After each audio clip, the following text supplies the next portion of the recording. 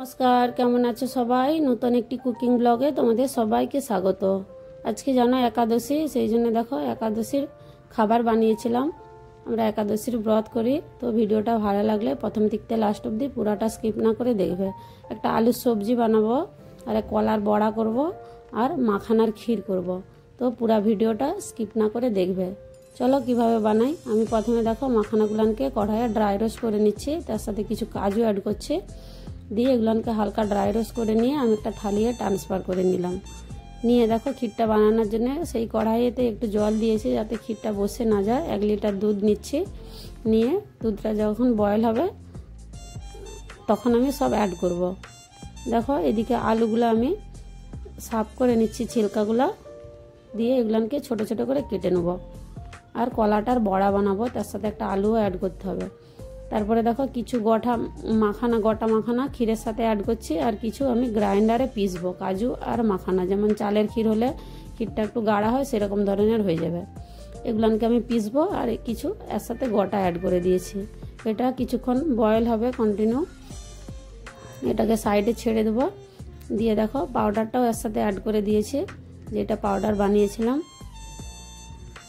দিয়ে তারপরে এর সাথে আমি কিছু ড্রাই ফ্রুটস অ্যাড করব। সেটাকে একটু 1 চামচ ঘি দিয়ে আমি অন্য কড়াইয়ে একটু হালকা ফ্রাই করে নিয়েছি। ফ্রাই করে নিয়ে সেগুলোকে একটু ভেঙে টুকরা করে আমি তার সাথে ক্ষীরের সাথে অ্যাড করে দিচ্ছি। 2টা এলাইচি দিয়েছি আর হাফ বাটিকেও কম একটু চিনি দিয়েছি। এতে একটু মিঠা কমই দিয়েছি, খুব মিষ্টি হলে আমাদের পছন্দ করেনি খুব বেশি মিষ্টি। তারপরে দেখো আলুর সবজিটা বানানোর জন্য আলুগুলোকে সাফ করেছিলাম, সেগুলোকেও আমি কেটে নিচ্ছি এরকম টুকরা টুকরা করে। সব কাটা হয়ে গেছে। আর কলার বড়াটা যে বানাবো তার সাথে একটা আলু অ্যাড করছি আর স্বাদ অনুসার নুন দিচ্ছি। আজকে সব সিন্ধা নমক দিয়ে বানাচ্ছি। একটু গোলমরিচ পাউডার দিয়েছি আর আদা ছিঁচে রেখেছিলাম দিয়েছি। দিয়ে এগুলোকে ভালো করে মেখে আমি চ্যাপটা চ্যাপটা করে বড়ার শেপ দিয়ে নেব। এটা অন্য দিনে যখন ভাতের সাথে বানিয়ে খাই তার সাথে কর্নফ্লোর অ্যাড করি 1 চামচ, নেই তো 1.5 চামচ, যেরকম কোয়ান্টিটি থাকে সেই হিসাবে। তো আজকে কর্নফ্লোরটা দেইনি, এমনি এটাকে আলুর সাথে অ্যাড করে বানিয়েছি। তবে দারুণ লাগে খেতে, তোমরা একবার এরকম করে বানিয়ে দেখতে পারো। ক্ষীরটাও দেখো এদিকে আমার হয়ে এসছে, আরও কিছুক্ষণ ফুটিয়ে তারপরে বন্ধ করে দেবো। তারপরে দেখো আলুর সবজিটা বানানোর জন্য আমি কড়াইতে বাদাম তেল দিয়েছি। আজকে এগুলো আমি সব বাদাম তেল দিয়ে বানাবো, সাদা তেল দিয়ে। বাদামগুলোকে একটু ফ্রাই করে নেব, তাই আমি হালকা একটু নুন অ্যাড করে দিচ্ছি যাতে বাদামগুলো একটু নুন লাগে।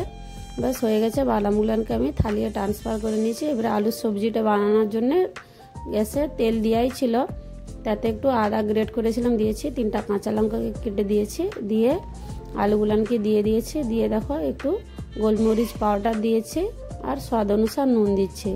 দিয়ে এটাকে কিছুক্ষণ এরকম করে নাড়বো, যেমন গোল্ডেন ধরনের হয়ে যাবে ততক্ষণ অবধি নেড়ে ভালো করে এগুলোকে ভেজে নেব। একদম লাস্ট মোমেন্টে যখন ভাজা হয়ে আসবে তখন দেখো বাদামগুলোকে অ্যাড করবো, এরকম ধরনের হয়ে যাবে। হয়ে যেতে আমি দেখো একটা থালিয়ে ট্রান্সফার করে নিচ্ছি, কেননা এই কড়াইতেই আমি আবার সেই বড়াগুলো ফ্রাই করব। ব্যাস হয়ে গেছে আমার আলুর তরকারিটা। এবারে গ্যাসেতে আবার একটু তেল দিচ্ছি। দিয়ে তেলটা একদম খুব গরম হলে বড়াগুলোকে দিতে হবে, নাহলে কড়াইতে চিপকে যাবে। বেসন কিংবা কর্নফ্লাওয়ার এটা কিছু অ্যাড করা নেই না। তো এরকম করে একটা একটা করে আমি বড়াগুলো সব ভেজে নিয়েছি গোল্ডেন ব্রাউন করে।